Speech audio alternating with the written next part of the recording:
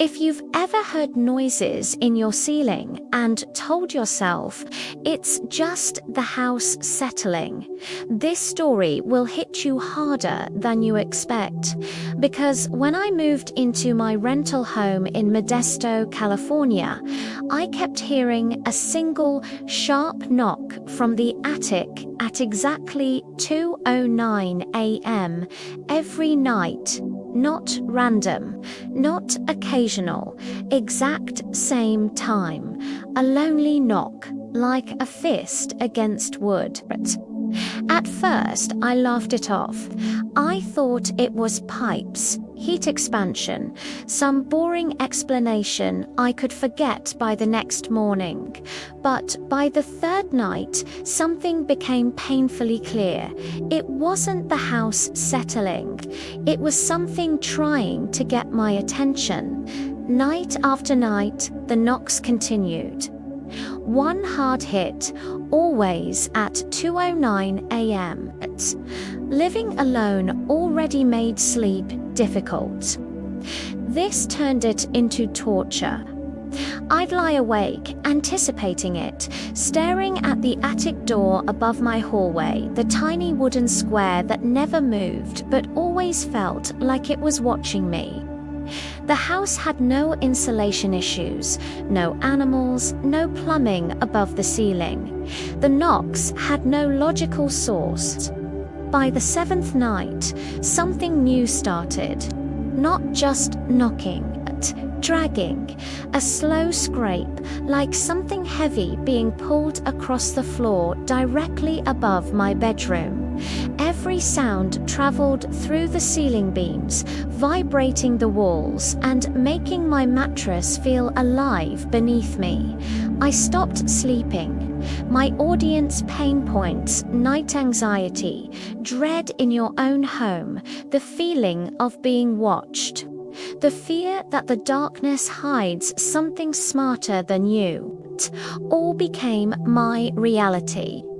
Still, I refused to open the attic. Then the neighbor, Mrs. Albright, saw me one morning and asked casually, "Have you heard it yet?" My blood froze. Heard what? She lowered her voice. That attic hasn't been empty since the incident. She wouldn't say more. Not that day. Not until the knocking got worse. By the 10th night, the knock wasn't a single hit anymore. It repeated at knock, knock. Each one harder, angrier, coming from directly above the attic hatch. I pushed a chair under the attic door, just in case it fell open on its own. That was the first time I realized how loud my house was in the dark. Every creak felt like footsteps, every gust of wind a whisper. I needed sleep, peace, answers. My desire for relief overpowered my fear. So the next morning, I went back to Mrs. Albright. This time, she didn't hide the truth. 30 years ago, a teenage boy living in my house vanished. Last seen climbing into that same attic. The family searched for weeks until they eventually moved away, leaving the boy legally missing. But neighbors had heard knocking from the attic ever since, always at the same time the boy disappeared. 2:09 a.m. People say he didn't vanish, she whispered.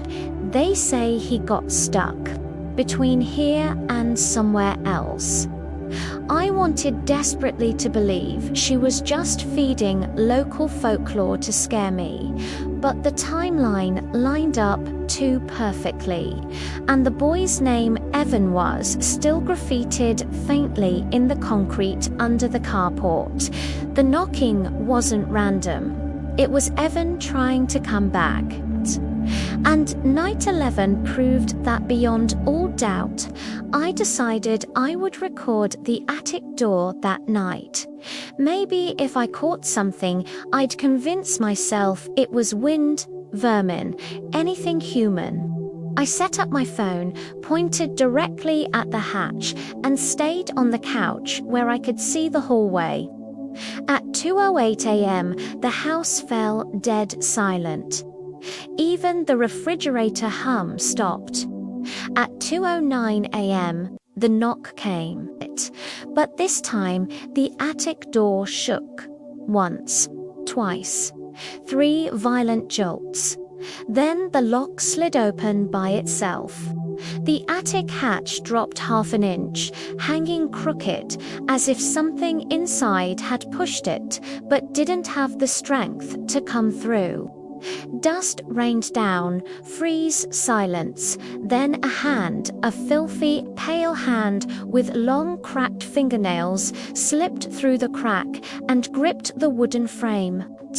The fingers twitched. Another knock, this time from inside the hallway wall, not the attic. Something had gotten out. My phone fell from my hands as I scrambled backwards. The hand retreated instantly, as if startled, and the attic slammed shut so hard it shook the whole house. I fled outside and didn't return until morning. When I checked the video, my heart nearly stopped. The recording caught everything: the shaking door, the dust, the crack opening, but the hand wasn't there.